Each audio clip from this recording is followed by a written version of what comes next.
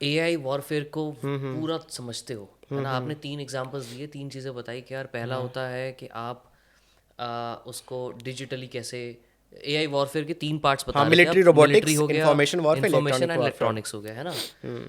इनके अलग अलग कहाँ कहाँ पे आपने एग्जांपल्स होते हुए देखे हैं? फॉर एग्जांपल मेरे माइंड में एक जो सबसे बड़ा आता है दैट इज स्टकनेट, यस। राइट? हाँ हाँ उसके बारे में बताओ ज़रा। हाँ, स्टक्सनेट, हाँ, आपने ये बड़ा ही सबसे पायनियरिंग एग्जाम्पल बोला जाता है जब साइबर अटैक्स की बात होती है। हाँ।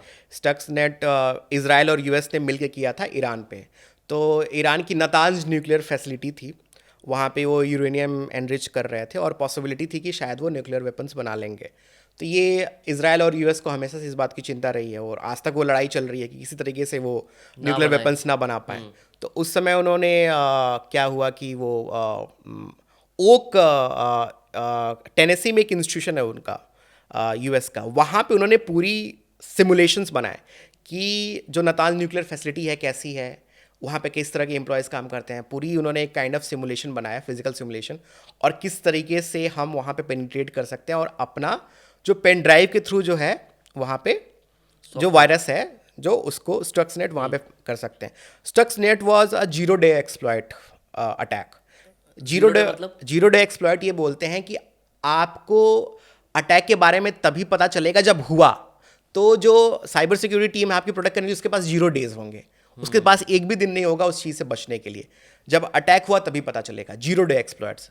तो जब हुआ तभी ईरान को पता चला कि हाँ ये हुआ है। बट ज़्यादातर तो ऐसे ही होता है, जब अटैक होता है तब पता लगता है, मतलब कई बार आपके इसमें। लूप होल्स पता होते हैं ऑर्गेनाइजेशंस को भी, अच्छा। बट अब उतने उनको होता है कि वो लूप होल बंद करेंगे तो कोई और लूप होल खोलना पड़ेगा। तो वो उतना ही करते हैं, वहाँ पे उतने डेटा नहीं रखते हैं उस लूप होल के फॉर्म में, उतना इन्फॉर्मेशन वहाँ नहीं होती है। तो वो उन्हें पता होता है कि यहाँ से अटैक आएगा तो कैसे कैसे हम मैनेज कर पाएंगे। जब पता ही नहीं है कि अटैक किस रास्ते से आएगा तो वो काइंड ऑफ 0 डे एक्सप्लॉइट हो गया।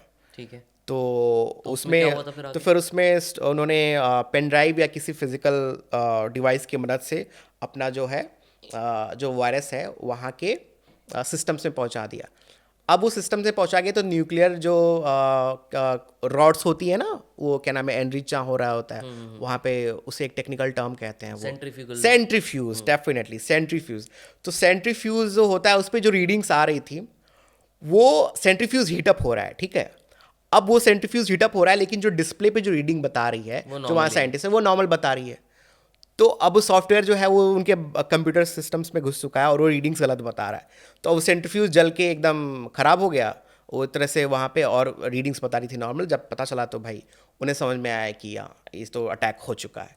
अब उसमें यही बात है कि उसका एजेंडा यही था कि किसी तरीके से जो उनकी जो न्यूक्लियर एनरिचमेंट प्रोग्राम है उसको पीछे किया जाए। तो कई एक्सपर्ट्स बोलते हैं कि 3 से 5 साल पीछे हो गया उस अटैक की वजह से ईरान का जो न्यूक्लियर प्रोग्राम था। कई लोग बोलते हैं कि अप्रॉक्स 5 से 6 साल पीछे हो गया। तो इट्स अ वेरिएबल, बट हाँ इवन ईरान भी एक्नॉलेज करता है कि उसकी वजह से काफ़ी इम्पैक्ट हुआ उनके न्यूक्लियर प्रोग्राम पे।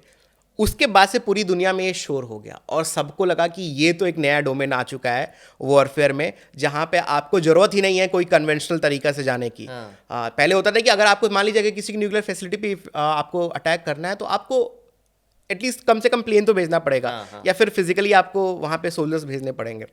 आप बैठे बैठे एक जगह से आप किसी के फिजिकल इंफ्रास्ट्रक्चर को डिस्ट्रॉय कर सकते हैं। ये एक आइडिया आ चुका है इन्फॉर्मेशन साइबर अटैक्स के फॉर्म में।